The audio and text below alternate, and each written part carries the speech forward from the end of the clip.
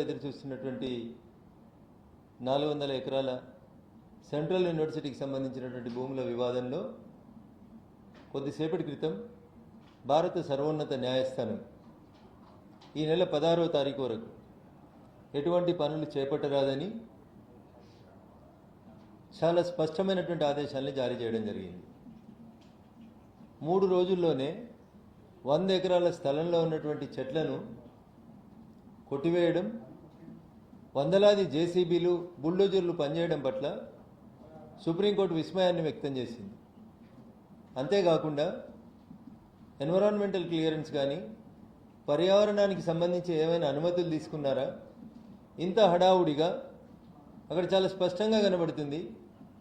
నెమలులు, ఇతర పక్షులు, జంతువులు, వాటితో పాటు అక్కడ పక్కనే ఒక లేక్ ఉన్నట్టు కనబడతా ఉంది.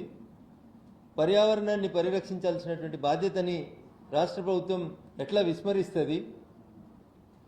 ఏదైనా డెవలప్మెంట్ యాక్టివిటీ చేసుకోవాలనుకుంటే పర్మిషన్స్ తీసుకోవాల్సినటువంటి విభాగాల నుంచి పర్మిషన్స్ తీసుకోకుండా రాష్ట్ర ప్రభుత్వం ఆ రకంగా ముందుకు పోవడం అనేది ఎంతవరకు సమంజసం అనేది చాలా స్పష్టంగా సుప్రీంకోర్టు రాష్ట్ర ప్రభుత్వం తరఫున వచ్చినటువంటి న్యాయవాదుల్ని నిలదీయడం జరిగింది. ఇదంతా విద్యార్థులు చేసినటువంటి సంఘటిత పోరుకు వచ్చినటువంటి ఫలితంగా భావిస్తూ ఉన్నాం.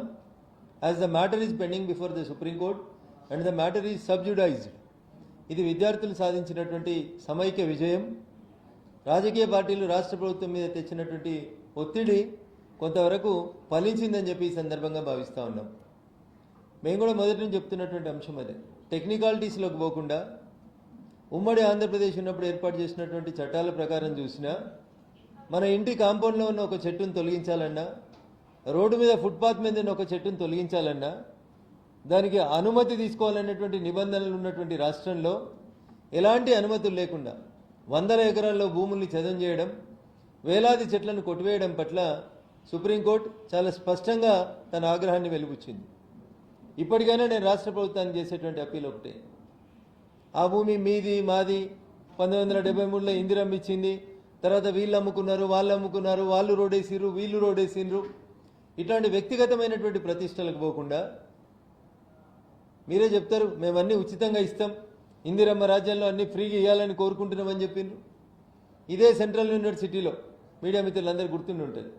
ఒక చిన్న సంఘటన జరిగినప్పుడు ఇవాళ లోక్సభలో ప్రతిపక్ష నాయకుడిగా ఉన్నటువంటి రాహుల్ గాంధీ గారు ఎన్నిసార్లు హైదరాబాద్ విజిట్ చేసినారు, ఎన్నిసార్లు విద్యార్థుల్ని కలిసినారు, ఎన్నిసార్లు అక్కడ మాట్లాడినారు అనేది మనం అందరం చూస్తున్నాం. ఈరోజు మీ మాట జవదాట అని చెప్తున్నటువంటి ముఖ్యమంత్రి, మీ మాటనే తుది మాట అని చెప్తున్నటువంటి తెలంగాణ రాష్ట్ర ముఖ్యమంత్రి గారు ఈ రకంగా అక్కడ జరుగుతున్నటువంటి చెట్ల కొట్టివేతలో కానీ పర్యావరణ పరిరక్షణ విషయం లోపల కానీ విఫలం చెందితే విద్యార్థులు రోడ్డు మీదకి వచ్చినప్పుడు పోలీసులు, తెలంగాణ ప్రభుత్వం అమానవీయంగా ప్రవర్తించినటువంటి విషయాన్ని లోక్సభలో ప్రతిపక్ష నాయకుడు రాహుల్ గాంధీ గారు ఎందుకు ఖండించలేకపోయినరో తెలంగాణ సమాజానికి చెప్పాల్సినటువంటి అవసరం ఉంది. నిన్ననే మీరు ఇద్దరు కలిసి ధర్నాలో ఒక వేదిక మీద కూర్చున్నారు ఢిల్లీలో. మరి అప్పుడన్నా ట్విట్టర్లలో, ఫేస్బుక్లలో రాత్రి 3 గంటలకు ట్వీట్లు చేసేటువంటి లోక్సభలో ప్రతిపక్ష నాయకుల వారికి హెచ్సియు పరిధి లోపల పోలీసులు ధర్నా చేస్తున్నటువంటి ఆడపిల్లల్ని జుట్టు పట్టుకొని ఈడ్చుకుపోయినటువంటి సంఘటన ఎందుకు కనబడలేదు? ఎందుకు ముఖ్యమంత్రి గారిని ఇట్లాంటి తప్పు పనులు చేస్తూ ఉన్నావు? విద్యార్థులతో ఎందుకు గొడవ పడతా ఉన్నావు? మా నాయనమ్మ యూనివర్సిటీకి ఇచ్చిన భూముల్ని ఎందుకు లాక్కుంటున్నావు అని ఒక్కసారైనా ఎక్స్ప్లెనేషన్ అడిగినరా? ఎంతసేపు రాజకీయం తప్ప ఎవరికి మంత్రి పదవులు ఇద్దాం, ఎవరికి మంత్రి పదవులు తీసేద్దామనేటువంటి యావ తప్ప తెలంగాణ రాష్ట్రంలో బగ్గుమన్న హెచ్సియు విద్యార్థుల ఆకాంక్ష ఏంది అని ఒక్కసారి రాహుల్ గాంధీ గారు రేవంత్ రెడ్డి గారిని అడుగున్నట్లయితే ఈ సమస్య వచ్చేది కాదు. పోనీ రాహుల్ గాంధీ గారు మాట జవదాటి ముఖ్యమంత్రి ఏమన్నా పోతుంటే దాని గురించి అయినా స్పష్టంగా ప్రతిపక్ష నాయకుడు మాట్లాడితే బాగుంటుండే. నేను మరొకసారి చెప్తా ఉన్నా, కోర్టులో ఉన్న విషయం మీద ఇంతకంటే ఎక్కువ మాట్లాడడం సబ్జుడీస్ అవుతుంది. కాబట్టి హెచ్సియు విద్యార్థులు ముక్త కంఠంతో జరిపినటువంటి పోరాటానికి ఫలితంగా ఈరోజు వచ్చినటువంటి తీర్పు విద్యార్థులకు అనుకూలంగా కనబడుతుందని చెప్పి దాన్ని మనం ఇంటర్ప్రిట్ చేసుకోవాలి. ఖచ్చితంగా హైదరాబాద్ సెంట్రల్ యూనివర్సిటీకి సంబంధించినటువంటి భూముల పరిరక్షణ విషయంలో డే 1 నుంచి భారతీయ జనతా పార్టీ పార్లమెంట్ సభ్యులం మేము చాలా స్పష్టంగా చెప్తా ఉన్నాం. అన్ని వేదికల మీద కొట్లాడతామని చెప్పినాం. గౌరవ హెచ్ఆర్డీ మంత్రి ధర్మేంద్ర ప్రధాన్ గారికి విజ్ఞప్తి ఇచ్చినాం. కేంద్ర అటవీ పర్యావరణ శాఖ మంత్రి భూపేందర్ యాదవ్ గారికి కూడా లెటర్ ఇచ్చినాం. వారు కూడా తెలంగాణ అటవీ శాఖ అధికారుల నుంచి నివేదికను కోరినరు. మేము మొదటి నుంచి కూడా ఈ విషయంలో చాలా స్పష్టంగా యూనివర్సిటీ విద్యార్థులకు అండగా ఉన్నామని చెప్పి ఈ సందర్భంగా తెలియజేస్తా ఉన్నాం.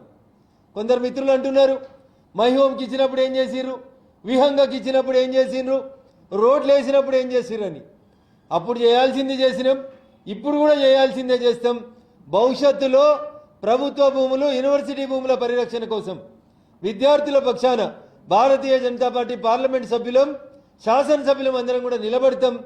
ప్రభుత్వం చేసేటువంటి ఏకపక్ష నిర్ణయాలని ఎక్కడికక్కడ అడ్డుకుంటామని చెప్పి ఈ సందర్భంగా తెలియజేస్తూ, ఈ విజయం విద్యార్థులు సాధించినటువంటి విజయంగా భావిస్తూ, తుది వరకు సుప్రీంకోర్టు ఇచ్చేటువంటి తీర్పుల్ని గౌరవిస్తూ, సుప్రీంకోర్టులో వచ్చేటువంటి ఆదేశాలకు అనుగుణంగా రాష్ట్ర ప్రభుత్వం కూడా స్పందించాలని కోరుకుంటా ఉన్నాం. Thank you one and all.